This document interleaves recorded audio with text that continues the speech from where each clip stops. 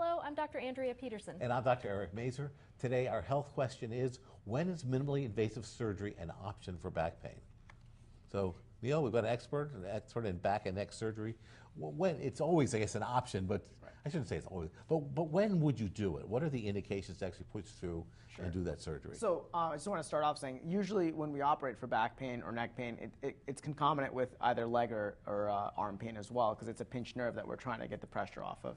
And I think minimally invasive surgery is a new trend that's growing, and it doesn't. One surgery isn't minimally invasive versus another. I think the biggest thing is our techniques in trying to spare the soft tissue and not disrupt our musculature so patients recover at a faster rate, and obviously less scarring and smaller incisions.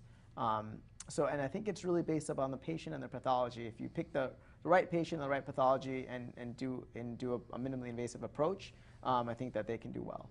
Do you use minimally invasive approaches when you get into the spinal canal as well? Are you trying to cut away less of the vertebral body lamina? Yeah. I know some people you do that. Yeah. Are you trying to move the nerves in a different way than people used to? I think it's more about the techniques of getting down there, which are minimally invasive. And obviously when we're down there, we do try to minimize how much bone we take away, because we don't want to disrupt the bony architecture of our spine.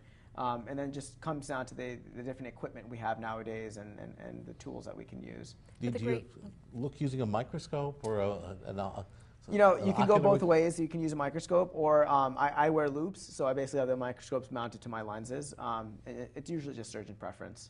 The great news compared to surgery on the neck or back a decade or so ago is people are in the hospital less. Much shorter. Shorter hospitalizations, up and moving about more. I mean, I like to have my patients up and moving the day of surgery. You know, Wonderful. I did a 3-level fusion 2 days ago, and the patient's going home today. That's great. Great news. Thank you so much. Thank you so much. Great information. If you have a question you'd like for a doctor who'd like to suggest a topic for a future show, we would love to hear from you.